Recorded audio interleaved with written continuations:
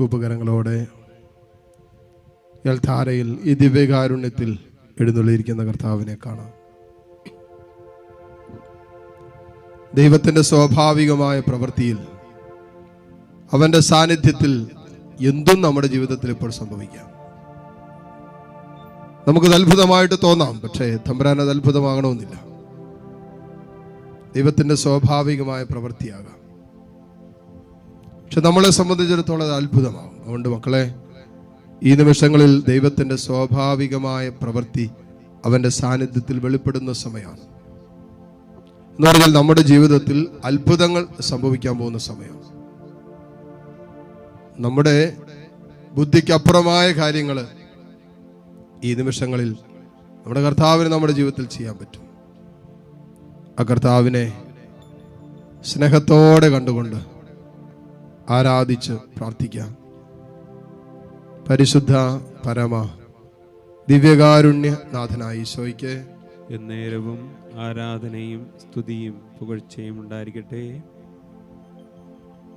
നമ്മുടെ കർത്താവ് ഇത്ര അടുത്ത് ആയിരിക്കുന്നത് പോലെ വേറെ ഏത് ശ്രേഷ്ഠ ജനതയ്ക്കാ ഈ യോഗ്യതയുള്ളത്? നമ്മൾ വിളിച്ചാൽ വിളി കേൾക്കുന്ന ദൂരത്തല്ലേ നമ്മുടെ കർത്താവ്? നമ്മൾ കരഞ്ഞാൽ നമ്മുടെ കണ്ണുനീരൊപ്പുന്ന അടുത്ത് കർത്താവില്ലേ? അത്ര അടുത്ത് കർത്താവില്ലേ? നമ്മൾ സങ്കടപ്പെട്ട് ഭാരപ്പെട്ടിരിക്കുമ്പോൾ കർത്താവ് അടുത്ത് വന്നിട്ട് പറയും, നീ ഭയപ്പെടേണ്ട, നീ ഭാരപ്പെടേണ്ട. ഇത്ര അടുത്ത് ഒരു ദൈവമുള്ള വേറെ ഏത് ജനതയാവുള്ളേ?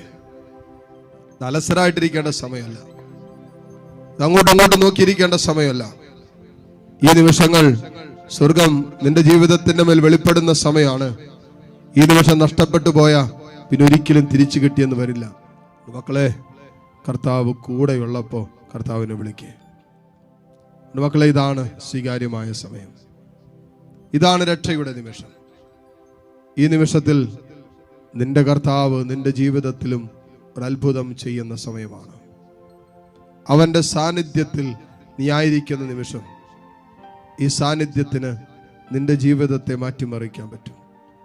നിന്റെ ഇന്നലകളെ മുഴുവനും വെട്ടിമാറ്റാൻ നിന്റെ കർത്താവിന് പറ്റും. വിശുദ്ധീകരിക്കപ്പെടേണ്ടത്, വെട്ടിമാറ്റേണ്ടത്, നശിപ്പിച്ചു കളയേണ്ടത്, എല്ലാം കർത്താവിന് പറ്റും. ക്രിസ്തുവിലായിരിക്കുന്നവൻ പുതിയ സൃഷ്ടിയാണ്. Is a new creation. കർത്താവിലായിരിക്കുന്നവൻ പുതിയ സൃഷ്ടിയാണ്. മോളെ, മോനെ, നീ പുതിയ സൃഷ്ടിയാണ്. നീ പുതിയ സൃഷ്ടിയാണ്. പഴയത് കടന്നുപോയി, പുതിയതാണ്. വിശ്വസിക്കുക. കാരണം എന്താ? നീ കർത്താവിൻ്റെ സാന്നിധ്യത്തിലാണ്. നിന്റെ കൂടെ ഇപ്പോൾ കർത്താവുണ്ട്. കരങ്ങൾ ഈശോയിലേക്ക് നീട്ടിപ്പിടിക്കാം. കണ്ണുകൾ തുറന്ന് കർത്താവിനെ കാണാം.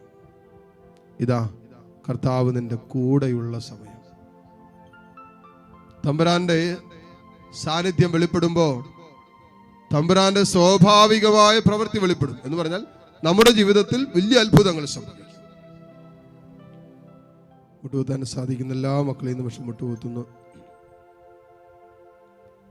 ദിവ്യകാരുണ്യ ഈശോ നമ്മളെ ആശീർവദിക്കാൻ ഒരുങ്ങുന്ന സമയമാണ്. കർത്താവിൻ്റെ സാന്നിധ്യം നമ്മുടെ മേൽ മുദ്രയായിട്ട് വരാൻ പോകുന്ന സമയമാണ്. ഈ ദിവസങ്ങളിൽ ആ സാന്നിധ്യം വലിയ അത്ഭുതങ്ങൾ നമ്മുടെ ജീവിതത്തിൽ ചെയ്യും. വിശ്വസിച്ചേറ്റെടുക്കാം. കരങ്ങൾ രണ്ടും തുറന്ന് ഈശോയിലേക്ക് നീട്ടിപ്പിടിക്കാം. ഈശോ നമ്മളെ ആശീർവദിക്കാൻ പോകുന്ന സമയമാണ്. ദൈവത്തിൻ്റെ വലിയ സ്നേഹവും കരുണയും നമ്മൾ നിരന്തരം പിന്തുടർന്നുകൊണ്ടിരിക്കുക. ഈ ആരാധന നിമിഷം മാത്രമല്ല, ഈ ആരാധനയ്ക്ക് ശേഷം തമ്പുരാന്റെ സാന്നിധ്യം നമ്മുടെ മേൽ മുദ്രയായിട്ട് ഈ ആശീർവാദത്തിൻ്റെ സമയത്ത് മാറും. ആ സാന്നിധ്യം നമ്മുടെ കൂടെ സഞ്ചരിക്കുന്ന സാന്നിധ്യമാണ്. ആ സാന്നിധ്യത്തിന് നന്ദി പറഞ്ഞ് കരങ്ങൾ ഈശോയിലേക്ക് നീട്ടിപ്പിടിക്കുമ്പോൾ തമ്പുരാനെ ഈ ദിവസക്കാലം ഈ മക്കൾ സമർപ്പിച്ച എല്ലാ നിയോഗങ്ങളെയും ഒരിക്കൽ കൂടി നിന്റെ തിരുഹൃദയത്തിലേക്ക് ചേർത്ത് വയ്ക്കുന്നു. ഈ മക്കളുടെ മേൽ ഈ കരുണ വർഷിക്കണമേ. സ്തുതിച്ച് പ്രാർത്ഥിച്ചുകൊണ്ട് ഈശ്വരാശീർവാദം സ്വീകരിക്കാം. പരിശുദ്ധ പരമമാ ദിവ്യകാരുണ്യമേ, ഇന്നുമെന്നും അങ്ങേയ്ക്കാരാധന.